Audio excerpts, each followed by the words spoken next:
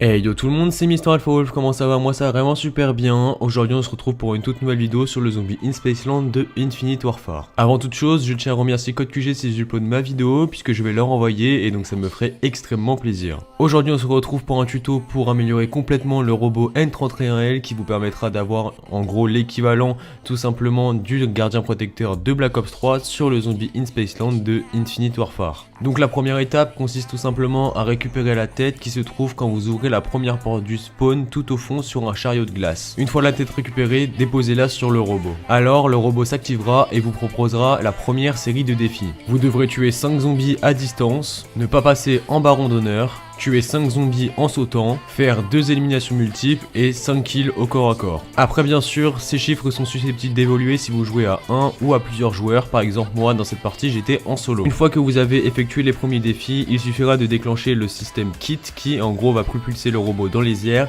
et ce robot reviendra avec David Assalef qui lui jouera le rôle de gardien protecteur pendant 4 à 5 minutes. Une fois que David Assalef est reparti dans les airs, il faudra trouver une batterie pour régénérer le robot. Pour cette batterie, il y a 4 endroits de spawn différents. Dans les box à côté des montagneurs russes à Polar Peaks, à côté de la RP Revo à Polar Peaks, sur le banc à côté de la station de DJ à Kepler System, puis pour finir sur un chariot de glace à Kepler System encore une fois. Une fois la batterie en votre possession, retournez voir le robot et donnez-lui en appuyant sur la touche d'action de votre manette. Alors une deuxième série de défis commencera. Vous devrez reclouer 15 planches aux fenêtres, tuer 5 zombies à une certaine distance, arracher 5 jambes de zombies, tuer 5 rampants et enfin tuer 5 zombies sans subir de dégâts. Une fois la deuxième série de défis terminée, retournez voir le robot, appuyez sur la touche d'action de votre manette pour lancer le protocole kit.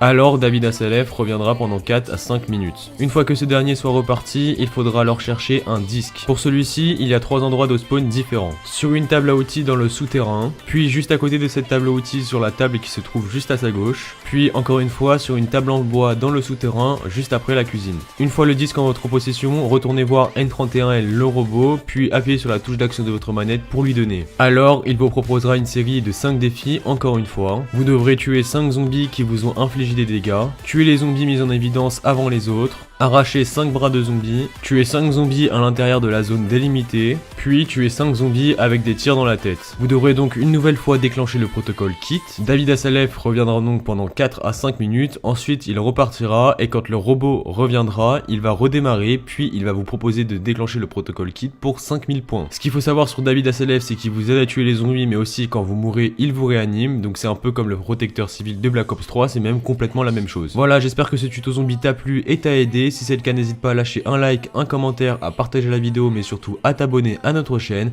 En tout cas les mecs, je vous dis à très vite pour un prochain tuto sur le zombie in Spaceland de Infinite Warfare. C'était Mister Alpha Wolf des comploteurs. Allez, peace tout le monde.